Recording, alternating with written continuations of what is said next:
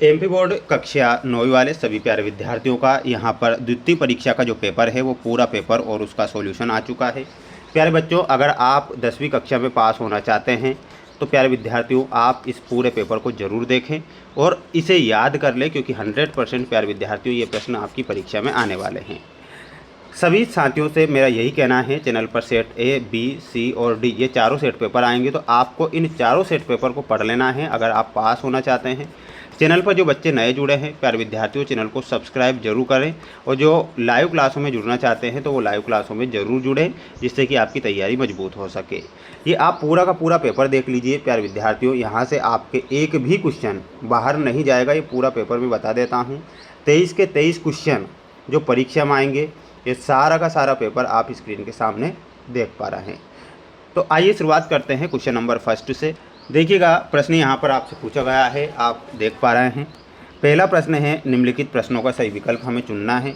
पहला प्रश्न आएगा, अरब सागर में कौन सा द्वीप स्थित है। प्यारे विद्यार्थियों, अरब सागर में कौन सा द्वीप स्थित है, इसमें आपको लक्षद्वीप करेक्ट उत्तर के रूप में याद रखना है। लक्षद्वीप जो होगा सही उत्तर होगा।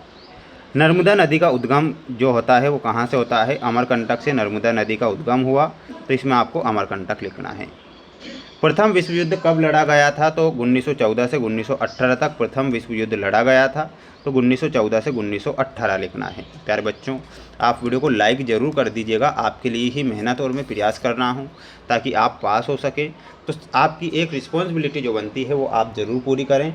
देखिएगा, संविधान की प्रारूप कमेटी के अध्यक्ष कौन थे, तो डॉक्टर भीमराव अंबेडकर जो थे संविधान की प्रारूप कमेटी के अध्यक्ष थे, ये आपको ध्यान रखना है।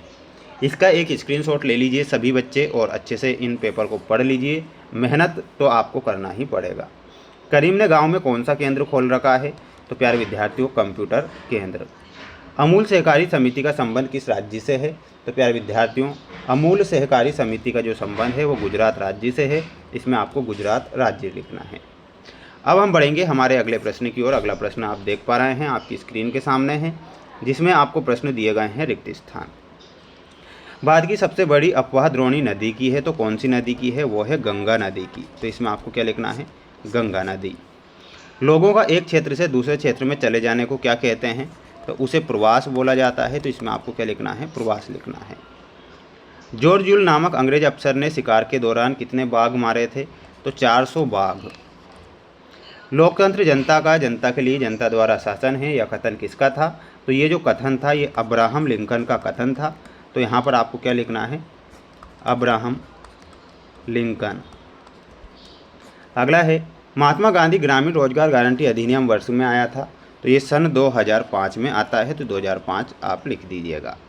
भारत में सबसे भयंकर अकाल कहाँ पर पड़ता है, तो बंगाल में भयंकर अकाल पड़ता है, तो यहाँ पर आपको बंगाल लिखना है। प्यारे विद्यार्थियों, इसका आप एक स्क्रीनशॉट ले लो जल्दी से और याद कर ही लेना है ना, छोड़ना नहीं है प्रश्नों को। अगर आप छोड़ेंगे तो गलती आपकी होगी और वापस पुनः फेल हो जाएंगे, इसलिए आप गलती ना करें। प्रथम जनगणना कब होती है, तो 1872 में प्रथम जनगणना हुई थी, तो 1872।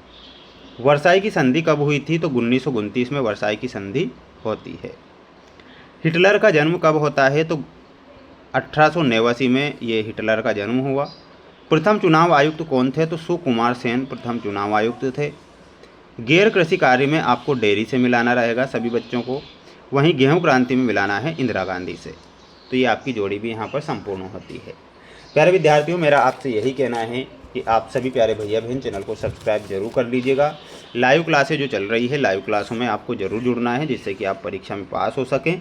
इसीलिए मैं आपके लिए ये वीडियो बना रहा हूँ और आपकी हेल्प कर रहा हूँ। भारतीय मरुस्थल की सबसे महत्वपूर्ण नदी कौन सी नदी है, तो इसमें आपको ध्यान रखना है लूनी नदी। कौन सी नदी है, तो यहाँ पर लिखना है लूनी नदी। ग्रीष्म ऋतु में चलने वाली हवाओं को क्या कहते हैं, तो प्यारे विद्यार्थियों उन्हें लू के नाम से जाना जाता है। भारत में सबसे अधिक लिंगानुपात वाला राज्य कौन सा है, तो इसमें आपको याद रखना है केरल राज्य। किस देश की संसद को ड्यूमा कहते हैं, तो रूस की संसद को ड्यूमा के नाम से जाना जाता है। भारत में वोट डालने की उम्र क्या है, तो इसमें आपको लिखना है 18 वर्ष। मध्य प्रदेश में लोकसभा सीटों की सदस्य संख्या कितनी है, तो इसमें आपको 29 लिखना है। ये 29 आपका सही हो जाएगा। सभी प्यारे भैया बहन इसका भी एक स्क्रीनशॉट लेकर याद कर लें। प्रयास और मेहनत तो करना ही पड़ेगा, आप चाहो या ना चाहो पढ़ना तो जरूर पड़ेगा। बिना पढ़े कोई पास नहीं होता है।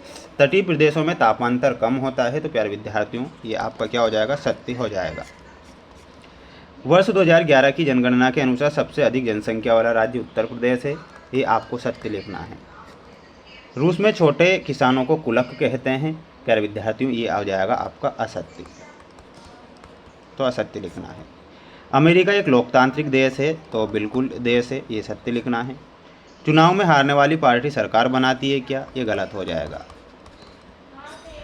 पालमपुर में किसान 2 फसल उगाते हैं, तो ये भी क्या हो जाएगा, असत्य हो जाएगा। तो इसमें आपको असत्य लिखना है। ठीक है, तो ध्यान से आप स्क्रीनशॉट ले लें।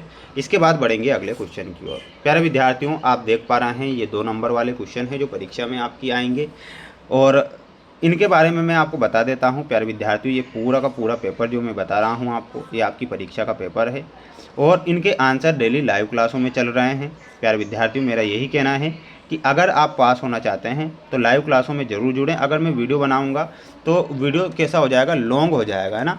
तो लॉन्ग वीडियो नहीं बना पा रहा हूं, इसलिए मैं लाइव क्लासें ले रहा हूं। तो लाइव क्लासों में ज़रूर जुड़ना है सभी बच्चों को। इसलिए जो भी विद्यार्थी वीडियो को देख रहे हैं तो सभी से मेरा यही कहना है कि चैनल को सब्सक्राइब आप ज़रूर करके रखें। ये पूरा पेपर मैंने आपको ये बताया है जो परीक्षा में आएगा, ये 23 के 23 क्वेश्चन। ठीक है, तो आप सभी बच्चे चैनल को सब्सक्राइब जरूर करें। जय हिंद।